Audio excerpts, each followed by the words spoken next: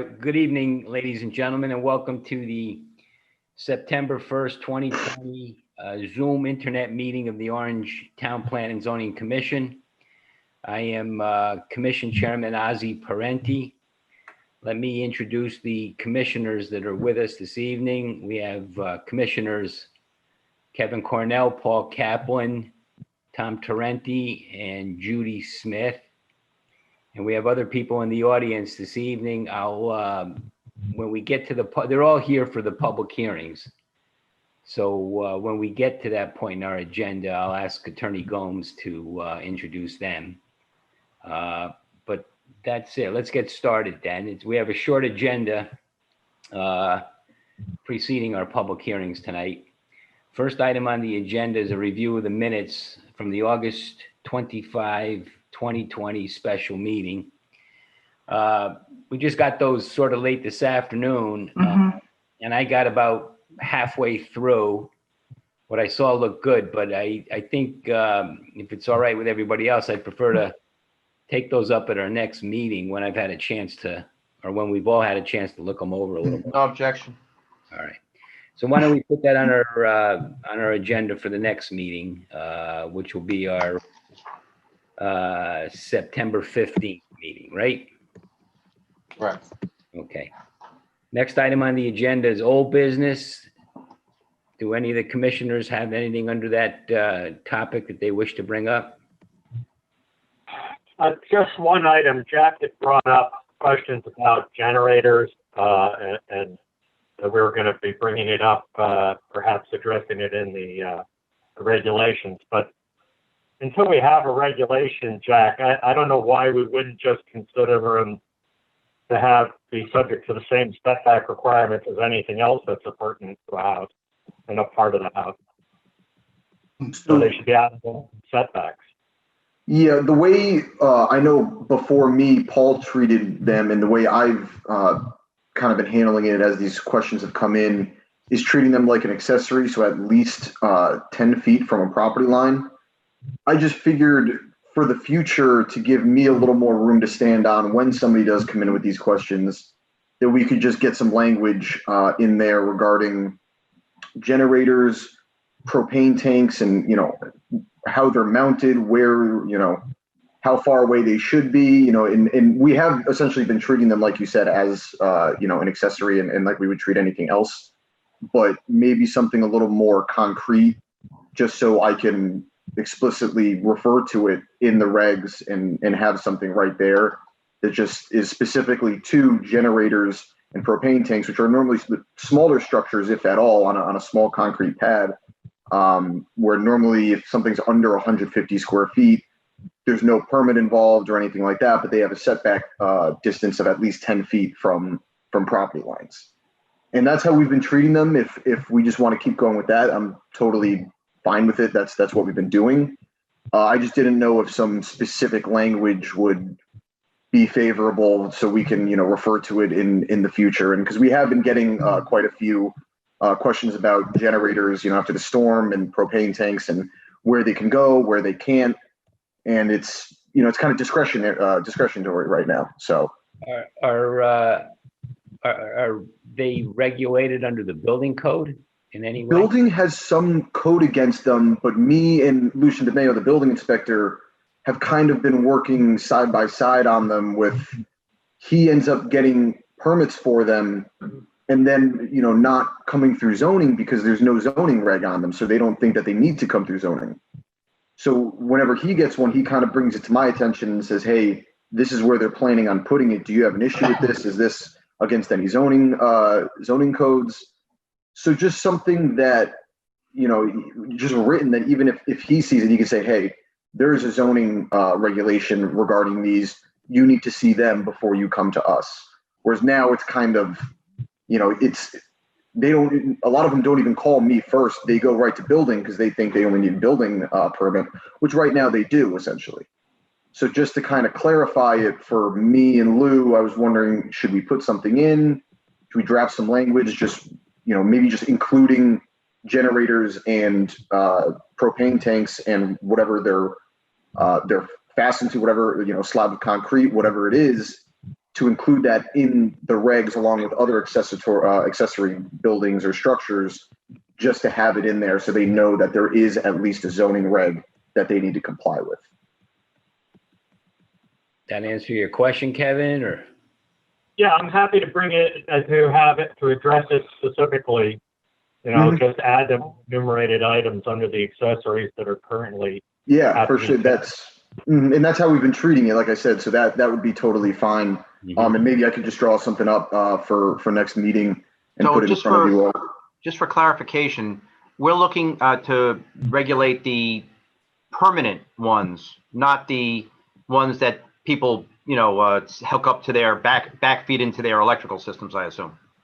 Right. Anything, you know, generators that people are using more often now because they're trying to prepare for these storms that that happen once every, you know, a year, whatever it is. Just, you know, not propane tanks like that you're putting into your grill or anything, but a permanent fixture, you know, for them just to be included. Because right now between zoning and the building department, it's just kind of a gray area where he's bringing it to me just because he wants to make sure. And I tell him to treat it as an accessory, and I talk with whoever brought it to his attention. But right now, there's no actual language in there regarding them. So I was just curious if Why don't you draft the, you know, put together the language that you think will solve the problem, Sounds good to me. and, you know, indicate where it, you know, where we would insert that into the regulations, and we could talk about it if you're ready at our next meeting.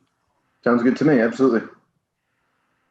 All right, anything else under the topic of old business? How about under new business? Anybody? No. Okay, then item 4 on the agenda is a report of the zoning enforcement officer. Jack, do you have anything you want to bring to our? I was going to bring up the propane tanks and generators again. I know we still have to talk about the language for Airbnbs. That's kind of been on the back burner for a while, which is fine. I know, you know, maybe next meeting we can take a crack at that. The only other thing that I had was we were getting out some abatement orders. FedEx, the distribution center up at on Marsh Hill, did get their CO from the building department. So they are starting to bring in trucks and hauling freight back and forth. So everybody can expect to see a lot of FedEx trucks around. Their site work is essentially done. The only thing that they still have to do is interchange some plantings, some of them that took, some of them didn't. So they still have to do that. The storm brought down a really large tree right, not in, but, you know, leaning right over their detention pond. So I've asked them, you know, before we talk any completion of site work or anything, that be taken care of, and the plantings removed and replaced with ones that will hopefully take this time, and then we could take it from there. But they did get their CO. So Are we holding any part of a bond for them or no? we are landscape bond. Okay. We released a portion of it, I think, slightly before COVID hit, and we held on to the landscape bond. Yep. Thank you. And yeah, and that's pretty much all I had. Okay. The project across the street from the Christmas tree shops is still. Yeah, still going good. We were actually supposed to do a walkthrough yesterday on Monday, but we didn't really get as much rain as they thought this weekend, which is kind of what they were coming to look at. So I think Thursday or Friday, I was in contact with one of the engineers on site. We're going to be walking around. All right, good, Jack. Thank you. Any questions for Jack? No. All right. All right, well, it's 7:18. Our public hearing started at 7:30. I wonder, given the nature of this meeting being an internet meeting, if we can just continue on with our public hearings. Anybody have any opinion on that? I think we should change our publication to make it so that the meeting start at 7. Yeah, we talked about that a million times, right? I know. Yeah, we should do that. I mean, Jack, you know, on future notices, you know, the meeting, generally speaking, starts at 7 and then just continues. Yeah, I'm all on board for that. All right, so why don't we do that? I actually don't see any real problem in continuing at this point. Again, unless somebody thinks that's a crazy idea. Attorney Gomes? Mr. Chairman, I was just about to speak up. I know this seems perhaps a bit extra cautious, if you will, but out of an abundance of caution, and I do apologize for delaying, I would suggest we wait until 7:30. All right. Again, it's the continuation of a public hearing. Notice was previously provided originally, but to avoid any potential issues with notice, perhaps the commission, and obviously I leave it to you, Mr. Chairman, can take a quick 10-minute recess for a glass of water or something along those lines, and then we'll commence at 7:30. No, I think you're exactly right. Let's do that. Take a 10-minute break and we'll commence at 7. Don't anybody go anywhere really though, electronically. Hate to be delayed. All right, so we'll take a break. Thank you, Mr. Chairman. All right, it's now 7:30. We're gonna continue our meeting with a continuation of public hearings. There are, well, actually two, but it's one applicant, petition. This is for 329 Smith Farm Road, petition to amend the Orange zoning regs and the zoning map and a site plan application. The applicant is Gyroscope Development Group LLC. And if I'm not mistaken, we opened the public hearing on these matters at a special meeting held August 25th, 2020. The applicant at that time completed its presentation and we opened the floor to public comment. We heard public comment from an adjoining property owner, Paul Davis. And then we heard some rebuttal testimony from the applicant. And so at this point, I think we should begin by calling for any additional public comment. So I see Paul Davis is here. Paul, did you have anything to add to what you offered last week when we met? Nope. Just here to listen to any additional, if anybody else has it, if any decisions that the commission makes or any additional submissions that the applicants might have. Okay. Is there anyone else in attendance electronically who wishes to speak with respect to these applications? Okay, I guess not, right? Mr. Chairman? Yes. If I may, for the record, Andrea Gomes on behalf of Gyroscope. I just wanted to be clear. I do have a couple of things to say, but I assumed Mr. Chairman was speaking about members of the public, but I did want to make that clear. Yeah, no, I was talking about members of the public. You know, from what I can tell, only Mr. Davis is with us this evening on the Zoom internet meeting. All right, so there being no further comment from the public, Attorney Gomes, do you want to comment further regarding your application? I'd like you to do that, and then maybe the commissioners will have some questions for you. Absolutely, Mr. Chairman. We'll try to keep it brief so that we can certainly leave time for the commissioners. For the record, my name is Andrea Gomes. I'm an attorney at Shipman & Goodwin in Hartford, here tonight on behalf of Gyroscope Development Group, LLC. I will introduce our team tonight for the record. We have with us again Carol Martin and Bruce Whitaker from Gyroscope. Brian Baker is here, our engineer with Civil One. Bill Kenny is here, our landscape architect with William Kenny Associates, LLC. We have Jarrett Crooks with us tonight. Do I see Jarrett? Yep, there he is. Jarrett Crooks with us tonight, who's the Director of Architecture at Paul B. Bailey Architect, LLC. He's here tonight for Paul Bailey, who couldn't be here. We have Michael O'Rourke, our traffic engineer from Hardesty and Hanover, who's here tonight for Mike Galanti, who couldn't be here, unfortunately. And then lastly, we have Jay Soltis, our LEP with GeoQuest. And I believe that rounds out our team. And I agree, Mr. Chairman, I believe my goal for tonight, or our team's goal, is there were two outstanding to-dos, if you will, after the last meeting, an outstanding question from, I believe it was you, Mr. Chairman. And we did submit a couple of additional items to respond to those questions. So we wanted to simply summarize those, which I'll go through in just a moment, and hopefully share my screen if it works again, and then leave it open for the commission, of course, to answer any questions. Okay, that sounds good. Okay, great. So, Mr. Chairman, at last week's meeting, you indicated you would like to see some photographs of similar communities in Connecticut to get a feel for the architecture and the style. Last week, we submitted into the record photographs of the Pine Tree Apartments in Fairfield, Connecticut, as well as the Sasco Creek Village Apartments in Westport, Connecticut. Those photos were posted on the town website, thanks to Mr. Demersion, on Friday, August 28th. And in just a few minutes, I will leave it to the expert and turn it over to Mr. Crooks to briefly discuss for the commission some of the design similarities in the photos, comparing the photos to what we're proposing for Lascana Homes. Okay. So that was the first thing, Mr. Chairman. Then the second thing I wanted to address was during last week's meeting, Mr. Davis had expressed some concern regarding the screening proposed along his property. And you were correct, Mr. Chairman, we replied to that during our rebuttal.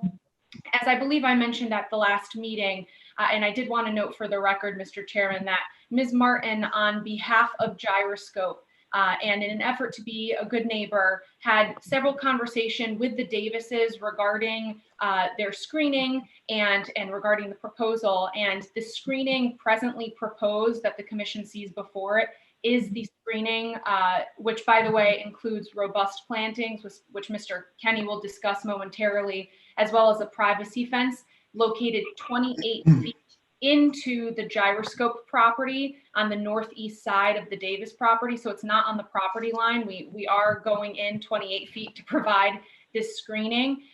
That reflects what the Davises had commented on and what they had preferred. So again, Mr. Kenny will speak to that. We did submit some photos of the plantings proposed for the commission's reference into the record. Those were also posted on the town's website on the August 28th for viewing by the public. And that's all I have at this point, Mr. Chairman. I will try to share my screen so that Jarrett can refer to some of the photos. Sure. And did that work? Yep. Okay. Perfect. Thank you.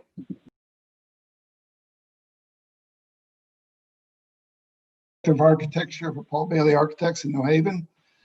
As we look at these two other projects that we'll have photos of, Pine Tree Apartments in Fairfield and Sasco Creek in Westport. The similarity is going to be in the design is the fact that you're going to see on this. I'm sorry. Are we okay? Okay. I'm not sure what that was. Okay. Sorry. They're going to have, you'll see this, a lot of detailing will be in historic New England detailing. You're going to see large sloping roofs. The color patterns are going to be very similar to what we're going to use. The entry porches are all individual. As you can see here, each unit will have its own individual entry door.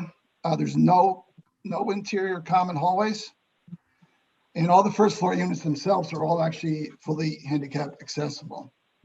So as we look at Pine Tree Apartments, the first photo, this is a flat over flat. And what we're doing here is you'll see the roofs with the sloping roofs, breaking up that facade a little bit, that two-story facade. It's also allowing us to break up the detail with a little bit of color, different color, with broken up by some trim. As well as not only siding color, but the siding type is different as well. So that'll give you an idea of what that type of flat over flat two-story building is similar. So if we go to the next photo, which again is Pine Tree, again, you can kind of see a little closer, some of the facade broken up by some nice trim. You'll see two types of siding, the clapboard, as well as the fish scale. And the other thing is we also extend the roof overhang, the rake in the front of the building, which about 12 inches, which gives us a nice shadow line, which also breaks up that facade. The next photo is Sasco Creek Apartments. in Westport, this is townhouses over flats. And this is a 3-story building. But with the way we arranged the gable roofs, we're actually lowering the plate heights. We're actually bringing the roof down so the height isn't as massive. We're adding some dormers, a little detail, and these all create a lot of nice ceiling design and patterns in the interior as well. You can see the porches there with the entry doors, and again, all those entry doors go directly into the units, nothing into a common hallway. What would you say is the most significant difference between what you propose in the application and this photograph of Sasco Creek? Well, I think there's a little bit in that the Lascano buildings are 6, 8, and 10 units, while these are all basically 4, 6, and 8. But the reason that we're doing that is to create that village square in the middle of the property, to give the village and the community feel. But as far as a lot of the detail, it's going to be almost exactly the same. I mean, we do have a little bit of where you'll have where you have a porch, you might have multiple doors versus single doors. But again, they each go into individual units, into a common hallway. So your expectation is, or our expectation should be that the finished product should look a lot like the Sasco Creek. That would be basically buildings A, B, and C. Okay, which are the townhouses over flats. Okay. Pine Tree is more reminiscent of building D, similar to building D. Okay. Mr. Crooks, Yes, Tom Tarenti here. I thought. One thing that caught my eye on the rear elevations of rear elevation of buildings A, B, and C, those 3rd floor gable dormers look top heavy to me. Okay. I wonder if there isn't something you could do with that. Tom, maybe you could refer the commissioners to the drawing I don't have the drawing in front of me. Hold on. Are you able to bring it up, Garrett? I can't. I don't know if.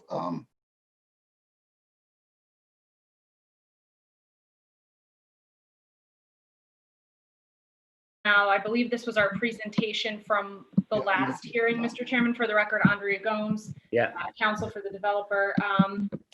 Let me see. I believe, There you go, right there, Andrew. was this it? Mr. No, one back, I think. Draw building B. There you go, right there. Perfect. That lower left elevation. Mhm. Those 3rd floor gable dormers to me look quite top heavy, and I hate to use the word cheapen, but Okay. seem to cheapen up the look of the building. Well, there's a couple things we have there. So you have the bay window design, Yep, which we're using as you're figuring that now that a lot of people working at home, this is going to be more of an in-home office built-in desk area or a desk area. So what we're doing is taking that, and as you come up, and again, lowering the roof to keep the look of the height down. We need space in the bedroom on the 3rd floor. So, no, I see exactly why you did it. okay. But is there something perhaps you could do with those bay windows? I kind of see Tom's point. They do look sort of overly large as compared to the other the dormers on the other elevations. The double dormers are almost the same width. Because I think The with this, architecture in general is very nice, Yeah. but those Okay. dormers caught my eye. okay, I can make a note of that. We can look at that. But I think one of the things you're not reading either is above the bay windows, that little bit of a roof. And I don't think it really shows the break with the way this elevation reads a little bit, but we can take a look at that. If you look at the side elevation next to the picture, you can see how the bay window articulates out from the back, Exactly. and it will serve in reality to make those upper dormers look less top heavy. Right, because you have I mean, that break of a roof and all. Right. But basically, they need that shape to fit the third floor rooms in. If you make the dormers smaller, you know, it translates through the whole apartment layout. No, I see that, Kevin.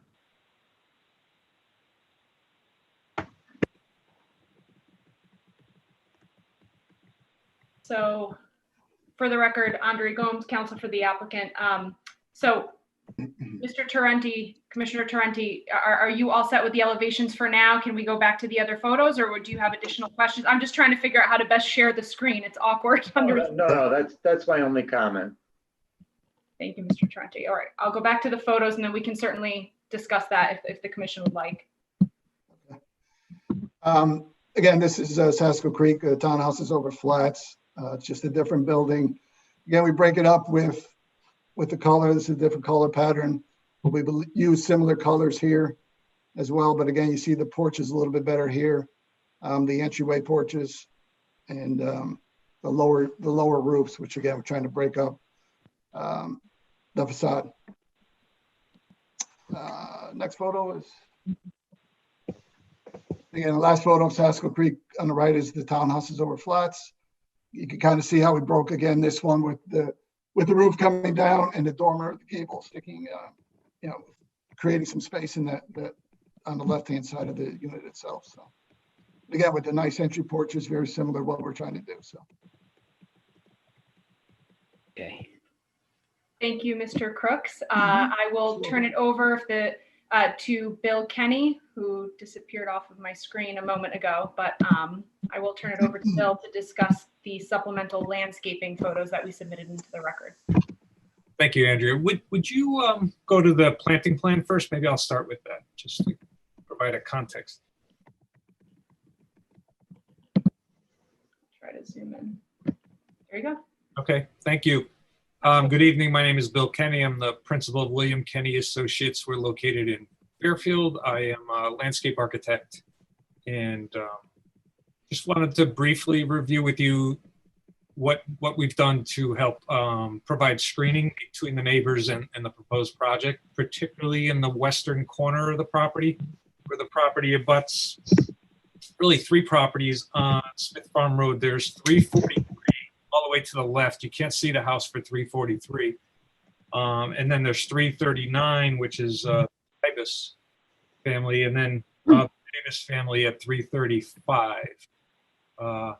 And the screening is not just adjacent to the eastern property, 335 for the Davis, but it extends on three sides there. Starting at the top left-hand corner, there's a total of 69 evergreen trees, and the screening consists of a layer of fencing and trees to give a double layer.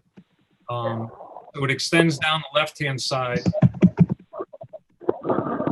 and then around the back of 339 and 335. And as Andrea had mentioned, at that location behind those two lots, the screening that we're providing with both, again, the evergreen trees and the privacy fence is set more than 25 feet off the property line. So both of those residents will be able to enjoy really the use of that property as they do today. Their lawn extends into the property there, and they'll be able to continue to enjoy that.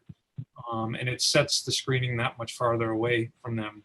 And then on the side yard of 335, that privacy fence again turns, and so does the evergreen trees, and comes down the side of the property there. The fence stops about halfway once it gets beyond the backyard, but the trees continue through to the front yard. And we wanted to go the extra distance by having not just one or the other, but having both. And that's quite helpful over time. Sometimes lower branches on some of the evergreen tree screening may thin, and this will guarantee that you're going to have that 100% screening at that 6-foot level to ground, and then the evergreen trees above that. And that's particularly helpful with, a fence is particularly helpful with headlights from cars and things like that. So that'll completely block any view or any car headlights, anything like that.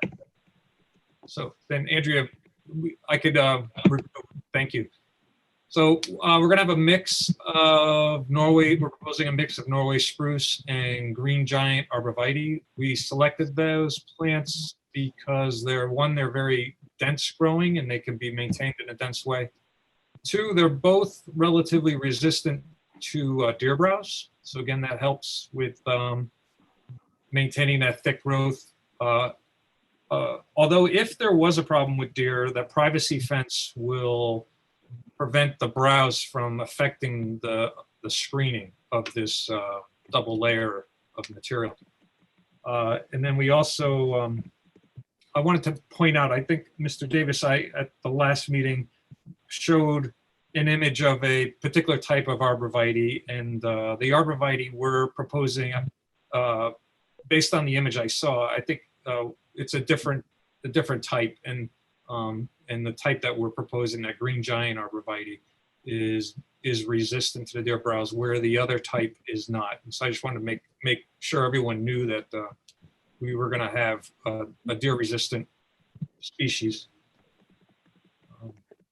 And over time with the trees, these trees will grow 30 to 50 feet tall. So they'll provide a good screen of the buildings over time. They're going to be planted at 8 feet tall, a total of 69 trees. That's really what I had to share. Be pleased to answer any questions that you might have. These are just different views of the green giant. Some of these are at about the height that they will be installed. That the photo you see right now is at about the height that they'll be installed. Mr. Kenny? What? I think Commissioner Tarenti has a question. Sure. That photo that's up right now, Mr. Kenny? Yes. Is that supposed to represent a variation of Norway spruce and arborvitae? That is 100% arborvitae in that photo right there. And then there's no way to incorporate some additional deciduous trees? We have, well, if we go back to the plan, so on the first, starting on the top left-hand corner, we pulled the screen well into the property to preserve a whole woodland of deciduous trees. So we're going to be preserving a woodland on that left edge, that shaded, darker shaded green. Okay. And then behind the homes, we really wanted to leave it open to the property owners, that we would provide the screen, and then didn't want to intrude into how they're using the properties in those locations. So we have deciduous trees beyond. You'll see there is one deciduous tree. Well, actually, in that image, you can see 4 deciduous trees beyond, behind Mr. Davis's house at 335. Right. I'm no landscape guy, but I happen to drive through Maplewood, an existing, I think it was an Avalon development in Orange. And they had quite a bit of variation between arborvitae and deciduous trees. And it just look nice, that's all. Sure. And would there be a maintenance plan for the trees should some not survive, so that they're maintained and that, you know, the buffer continues? Or if they're destroyed in a weather event? Yes, that can certainly, we do have a maintenance plan. And if specifically for the screen, if you want to ensure that that's maintained in perpetuity, that could be agreed to. Replace any trees that might die over time. This is a view of the maintenance plan. It deals with installation and long-term maintenance of all the proposed planting for the project. So you're saying that's already a part of the site plan? I don't recall if we said that with regard to the screen, if the tree would be replaced, but we're pleased to add that to those notes. Okay. Good. Mr. Chairman, if I may, and Bill, correct me if I'm wrong, for the record, Andrea Gomes. I'm looking right here at plant maintenance note, and I'll zoom in lest I, at note 2A, annually There you go. inventory plant material and replace dead or diseased material as required to ensure the objectives of this plan are achieved. So we do have that in there. If the commission, Commissioner Smith, if you'd like some more robust language, I'm sure that wouldn't be a problem with gyroscope, but we do intend to keep the community that we propose beautifully planted as we have proposed here. So Thank you. absolutely. And Mr. Chairman, if I may, and this is in no way, shape, or form to cut off the commissioners if there are any additional questions, I'll just conclude briefly on my end. That's really all we had tonight, just addressing those two outstanding to-dos. I'll just simply conclude that with the initial application materials, the supplemental materials that we've submitted since that time, our presentation at the public hearing last week on the 25th, and our presentation today, I do believe we've addressed all outstanding questions, concerns, or to-dos, as I use that phrase, regarding the proposed community. And I'll reiterate that, and I think I can speak on behalf of the team, we think this is a wonderful application. It fulfills a serious need for this type of housing in Orange. It's well engineered, it's beautifully designed, and you've got a developer here that truly cares about the Orange community and really wants to be part of the community and continue to be a good neighbor. So for these reasons, and in addition, of course, we fully comply with the regulation that we have proposed, the Lascana Assisted Housing District. And for these reasons and the others discussed at the last hearing, Mr. Chairman, we'd respectfully request that the commission approve these applications. So with that, I will hand it over, of course, to the commission for questions. All right. Thank you. Do the commissioners have any further questions that they'd like to ask of the applicant? I have one. I think it's a great team, very thorough presentation, so thank you for that. I was just wondering if you might reconsider the name of the district, Lascania Assisted Housing District. If you look at our zoning regs and district, they're very bland. CI, commercial 1, C2, LI1, LI2, PRDs. So, I mean, obviously you can call the development itself whatever you would like, but I wonder if you would reconsider something a little more generic, perhaps, that was more harmonious with our existing district names. And for the record, Andrea Gomes, thank you, Commissioner Smith. We could certainly come up with something that's more generic. I think the point or the purpose of us naming it something was so specific was truly this, that our proposed regulation was designed for this particular site. So it's not intended to apply generically. It's a bit unusual, but with 830G applications, it's very typical that we will take a look at the existing regulations. And here we looked at the PRD regulations that you have currently, but because this site required certain bulk requirements to fit here with what we were proposing, we did want to craft a site-specific regulation, which is why we had entitled it Lascana Assisted Housing District. If that is a concern of the commission, we could certainly retitle it, and I will turn it over to Ms. Martin or Mr. Whitaker if they disagree, but you could certainly come up with assisted housing district or something along those lines. But I do think it is beneficial, especially for enforcement purposes down the line, to keep it as Lascana Assisted Housing District. And in that way, it's clear, if it wasn't already, that it applies specifically to this site. But I defer, of course, to the commission. Does anyone else have an opinion on that? Paul, Kevin? Well, I mean, if it was Smith Farms Assisted Housing District, it would seem very specific to me. I mean, the applicant gave us an answer at the presentation about the genesis of the name. It's not actually a commercial name. It's not like we're calling it FedEx Assisted Housing Development. So, I mean, I would go more towards something generic. the signage regulation allows them to name the specific parcel and identify it in honor of the applicant's desire to say Lascana. But, you know, I'm not that, not going to change my vote. Yeah. Okay, Attorney Gomes, can you change the screen back? To not to screen share Well, or to end the screen sharing? right now I'm looking at the detail on the landscape plan. And Mr. Chairman, you wanted to go to the landscape plan, or is there another I item? wanted to see everybody's happy face. Oh, I apologize. There Did you that go. work? That's better. Thank you. Okay, of course. My apologies. That's better. So Kevin, yeah, you sound sort of 50-50 on the question.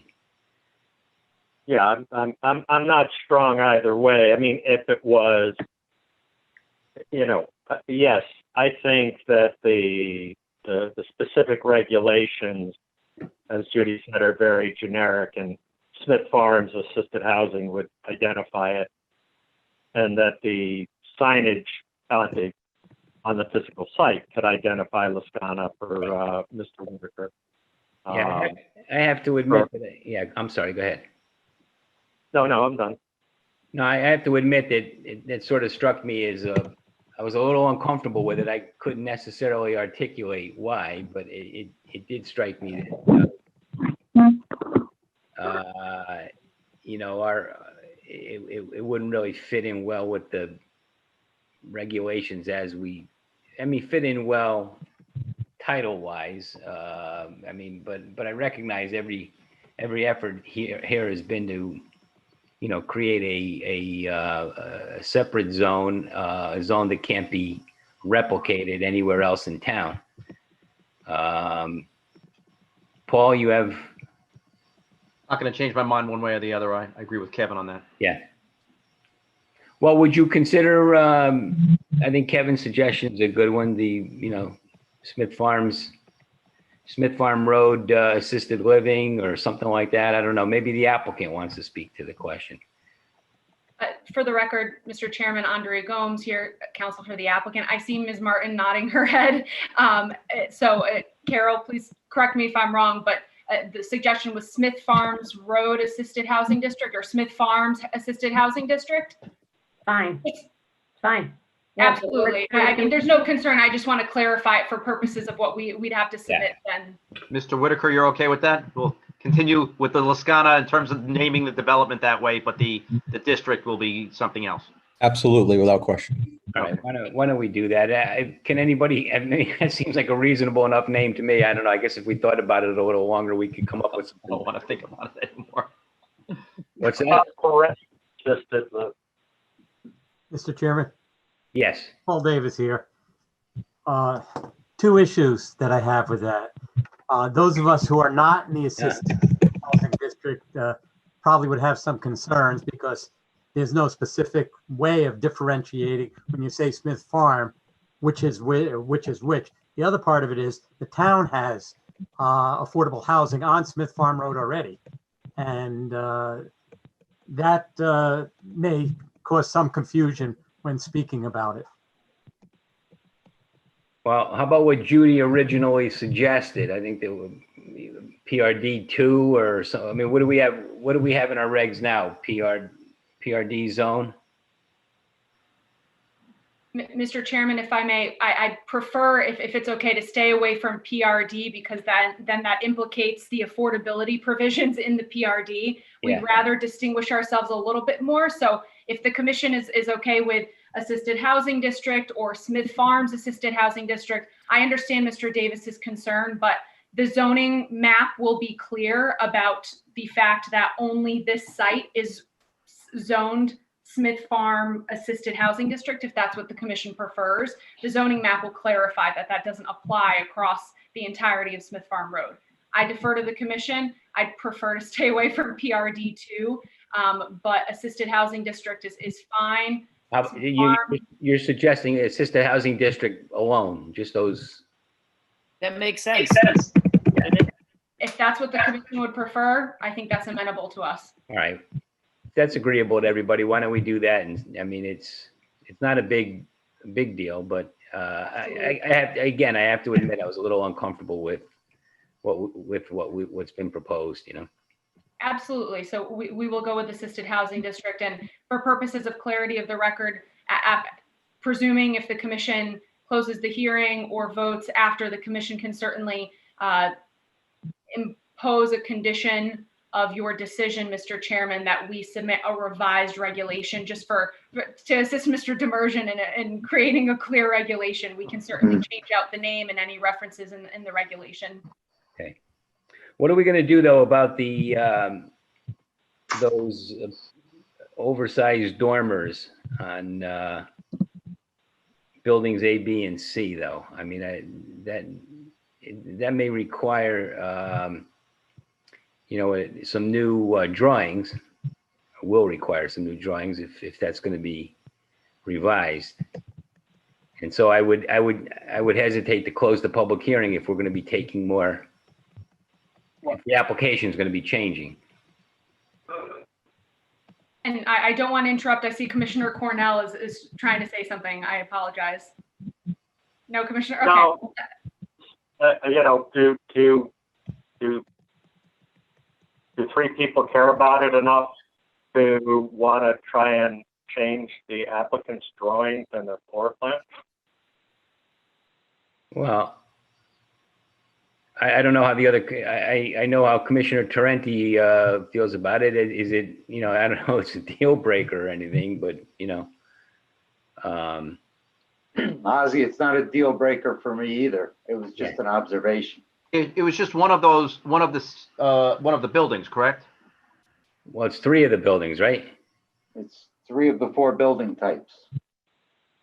And do the dormers face sort of the woods or away from the town center? They are rear elevations, Judy, but Yeah, I think so too. it was just an observation, that's all. No, and I think it's an astute observation, but I don't think it's a deal breaker in the fact that it, it's not focused to the village center. It's probably okay. I'm fine with that. All right. Just had to get it off my chest, that's all. Yeah. As I had to do with the name. All right. I mean, it would involve, I take it would involve a lot of effort, right? I mean, Mr. Crooks could probably answer that question better. What kind of, I mean, it's not a quick fix. Right, I mean, we'd have to look at that option, a couple of options more likely than not. Then we're looking at different room sizes and what works, that type of thing. And I also think that, if you're looking at an elevation, it's a 2D, you're looking straight at it. You're not really necessarily, to me, getting the depth of where that sits on the roof, I think that'll help. Okay. All right, well, let's not beat a dead horse then. Everybody's okay with that. All right, so the applicant has had their final word. Is there anything else from the public before I suggest that we close the public hearing? Okay. Jack, just to confirm, we have all the sign-offs we need from the municipal department heads. That is correct. The one open issue, that any approval that we give would be conditioned on WPCA approval. West Haven WPCA approval. Correct. Okay, so we got to remember that when it comes time to make a motion. Do you have a sense of that time frame when they'll be reviewing the application? I spoke to Bob Britton, and he said that the Orange town engineer, and he says he has been in contact with the town engineer from West Haven. Whether or not when they start meeting again, I think that's very much still up in the air. Okay. They don't zoom in like we're doing. I guess not. I don't think they've been meeting at all. Any of their commissions have, if I'm informed correctly, but I don't think West Haven has had any meetings in the last couple months. Wow. All right. Before we close, I'd like to ask Andrea one more question. Okay. Andrea, I know you put up the screen before and I was trying to keep up with it.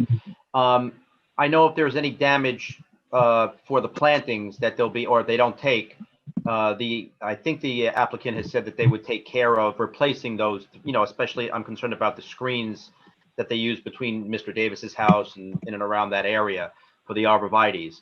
Would that same protection, and I think we were going in this direction, hold if it was damaged from a storm? Absolutely. Or is that the language covered that? That's what I couldn't. Absolutely. And I can put the screen back up, but to avoid messing with the that's okay. volume squares, Yeah. I will just repeat it for the record. It says annually inventory plant material and replace dead or diseased material as required to ensure the objectives of this plan, excuse me. And if the So commission, it would be done annually? well, I was just about to say, Mr. Commissioner Kaplan, That's okay. if the commission wanted to add something on there to say, and or, annually inventory and or inventory after a major storm event, we'd be more than happy to do that to ensure that the storm events and the annual inventory are covered. I appreciate it. Thank you. Why don't we do that? Absolutely. And I will work, if the commission's amenable to it, I will work with Mr. Demersion, or our team will work with Mr. Demersion on the specific language. Yes, that's fine. I don't think the language as it is covers, it says damaged, it says, diseased or, Correct. but it doesn't say anything about damaged in a storm or something, so, Absolutely. And we can work with Mr. Demersion on that language. okay. Mhm. All right then, so, does anybody think any commissioners think that we need other information? I just want to get back to the parking real quick. I know Carol Martin covered it very thoroughly at our last meeting. Mhm. And I think we sort of have a culture, if we determine that there's room for the parking that's required by the regulation, but the applicant does not deem it necessary, we sort of prefer to keep the land in its natural state until that requirement is deemed necessary.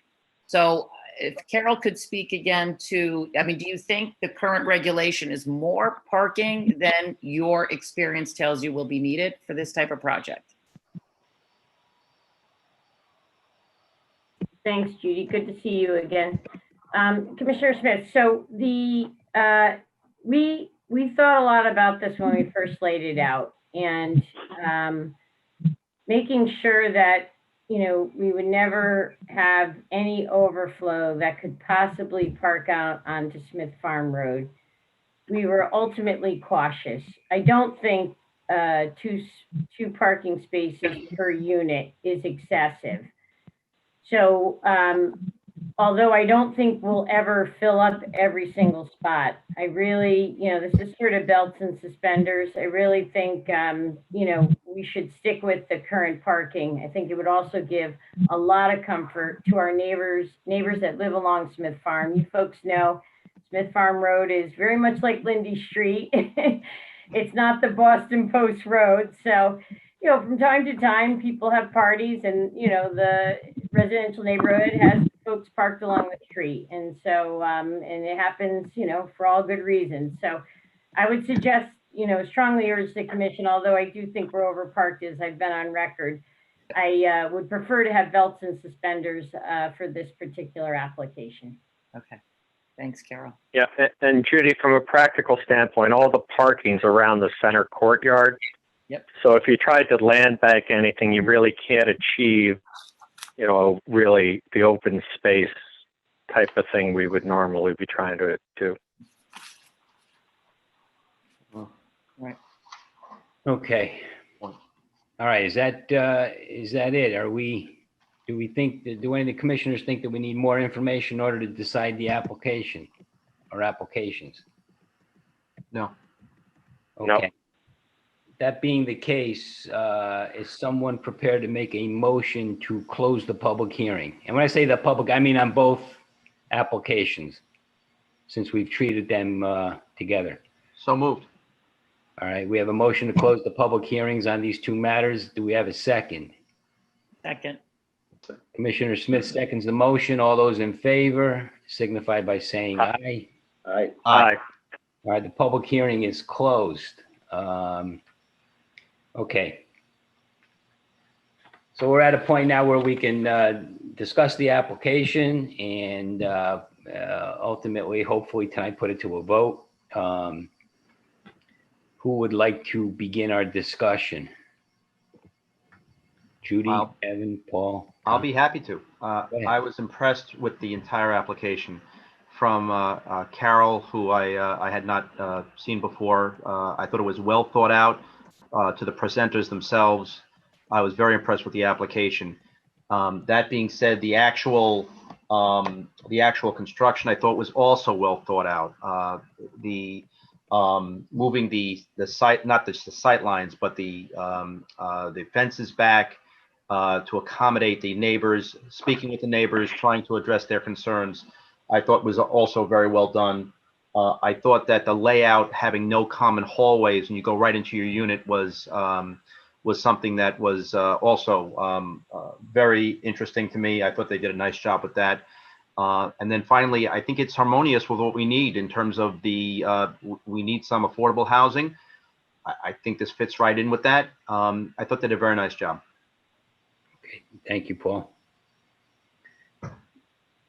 Kevin? Well, I had two basic comments. One is sort of, I think it might be useful to the general public who's listening, all three of them, that Don't be surprised, that may not be the case. Huh?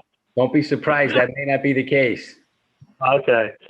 To understand the regulatory framework that our decision-making process is occurring under, with this application coming in under 830G, the scope of our review is, basically limited, to put it on a bumper sticker, to public health and safety, which basically boils down to, traffic and sanitary, type matters. And we're going to be dealing with these issues on any properties that border West Haven. The Post Road, as retail continues to decline along there. And for an 830G application to come in and be of this quality and 100%. to deliver such a well thought out product in a thoughtful way is really all you can ask for in a commission, so that was it. Okay, thank you, Kevin. It clearly meets our comprehensive plan of development goal of, providing a diversity of housing stock. And this project, I believe the affordability percentage was around 70. So clearly, and that's very impressive, and it does get us closer to our goal of 10%. I know Carol Martin for years, and we could not have a better management team. This is almost in her backyard. So I'm very confident that this project will be developed properly and maintained properly, and it'll be a project I think we can all be proud of. Okay, good. Tom, you want to add a few comments? Sure, I think it's was very nicely done. I think Attorney Gomes did a very professional job. The developers, Ms. Barton and Mr. Whitaker, were professional and accommodating, and the design team as well. But they did a very nice job. Right. I agree with all those comments. I think it's a great opportunity for the town. I think Judy touched on, I think we need to make findings on consistency of the application with our plan of conservation and development. And I think she's touched on the primary one, and that is, providing a diversity of housing opportunities, particularly as it relates to an aging population in Orange. If you wouldn't mind, Ozzy, I apologize for the interruption. I'm looking at the POCD now, and I'm looking on page 73. And providing housing in Orange, which is more affordable, will allow us to, like you said, address the housing needs of an aging population, which we all know in Orange is most of the population. Provide housing choices for existing residents so that they do not have to move elsewhere if their circumstances change. Offer more housing choices for younger people, more housing choices for single people, and more housing choices for moderate income people who live in Orange. Right. Just to throw that out there, because Yeah. for the POCD, I feel like that was very relevant. Thank you, Jack. Yeah, Mhm. and we're also committed to reaching our goal of reaching the goal established by the state of Connecticut of having 10% of our housing stock affordable. And as Judy mentioned, this gets us significant, if not all the way there, a significant part of the way there. So I certainly saw nothing in the plan of conservation and development that I would describe as being this project would be antithetical to it. So clearly, I'm very comfortable in an approval of the application in terms of its consistency with our plan of conservation and development. But overall, I think it's a great project, and yes, the applicant's team the applicant and his and her team did a great job with it. It's one of those applicants, sort of reminiscent of the UI proposal. It was just so very well done that there wasn't a whole heck of a lot for us to say. But yes, a very well put together application. So I would favor an approval. All right. So that being the case, it sounds like everybody's on the same page.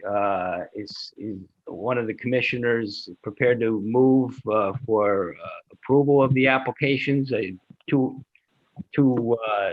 the petition to amend the Orange zoning regulations and the zoning map, as well as the site plan application? Do I hear a motion? Sure. I'll move that we approve the site plan applications for the property known as 329 Smith Farm Road. And I guess I'll give the citation. Smith Farm Road, map 32, block 5, lot 4. Smith Farm Road, map 32, block 5, lot 5. Smith Farm Road, map 32, block 5, lot 6. And Neenan Street, map 32, block 5, lot 7. And Neenan Street extension as submitted by Gyroscope Development Group, LLC. It's a proposed residential community which will qualify as assisted housing pursuant to section 830G with 7 buildings, 92 parking spaces.